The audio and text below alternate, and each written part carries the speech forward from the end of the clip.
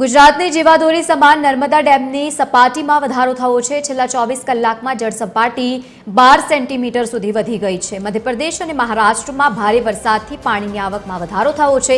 નર્મદા ડેમમાં પાણીની આવક જે પ્રમાણે વધી છે, મહત્વનું છે કે 33,581 ક્યુસેક નોંધાઈ છે। ડેમની વર્તમાન સપાટીની જ્યારે આપણે વાત કરીએ તો 126.75 મીટર સુધી પહોંચી ગઈ છે। તો આ સાથે જ સરદાર સરોવર ડેમ હાલ 65.30% જેટલો ભરાયો છે। ડેમનો ગ્રોસ સ્ટોરેજ વધીને હવે 6,177 MCM થયો છે। વધુ માહિતી સાથે સંવાદદાતા દીપક જગતાપ જોડાયા છે। દીપક, સતત ડેમમાં પાણીની આવકમાં વધારો થઈ રહ્યો છે, હાલ શું પરિસ્થિતિ?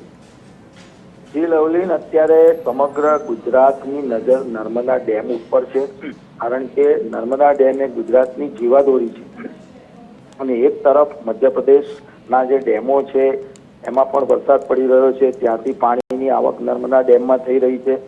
બીજી તરફ ગુજરાત, મહારાષ્ટ્ર અને મધ્યપ્રદેશમાં પણ સારો એવો વરસાદ થઈ રહ્યો છે, જેને કારણે નર્મદા ડેમમાં પાણીની આવક સતત વધી રહી છે। ગઈકાલે પણ વધી હતી। અત્યારે છેલ્લા 24 કલાકમાં નર્મદા ડેમની સપાટીમાં 12 સેન્ટીમીટરનો વધારો થયો છે અને નર્મદા ડેમમાં પાણીની આવક પણ વધી રહી, લગભગ 33,500 ક્યુસેક જેટલી પાણીની આવક થઈ રહી છે। આવક ઓછી થઈ રહી છે, જેને કારણે નર્મદા ડેમની સપાટી સતત વધી રહી છે। અત્યારે 126.75 મીટરે પહોંચી છે। જો કે ડેમની મહત્તમ સપાટી 138.68 મીટર છે, જે દૂર છે પણ ધીમે ધીમે તેની નજીક જઈ રહી છે। આમ જોવા જઈએ તો નર્મદા ડેમ હજુ તો 65% જેટલો ભરાયો છે, પણ ચોમાસાની અંદર જેમ જેમ વરસાદ પડતો જશે, પાણીની આવક થઈ જશે, ત્યારે દર વર્ષે ચોમાસામાં 100% જેટલો ડેમ ભરાઈ રહ્યો છે। ત્યારે આ ગુજરાત માટે, ખેડૂતો માટે, પીવાના પાણી માટે, સિંચાઈ માટે આ ખૂબ ઉપયોગી વરસાદ થઈ રહ્યો છે, એટલે લોકોમાં આનંદની લાગણી છે।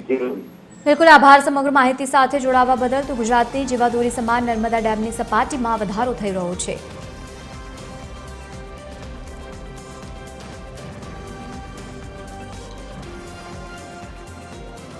નર્મદા જિલ્લાના ડેડિયાપાડા સાગબારા તાલુકામાં ઉપરવાસમાં ભારે વરસાદના પગલે કરજણ ડેમમાં નવા નીરની આવક શરૂ થઈ ગઈ છે। ડેમમાં હાલ 7,178 ક્યુસેક પાણીની આવક નોંધાઈ છે, જેની સામે સપાટી 102.43 મીટર સુધી પહોંચી છે। ખેડૂતો માટે જીવાદોરી સમાન આ ડેમ હાલ 44.84% ભરાયો છે।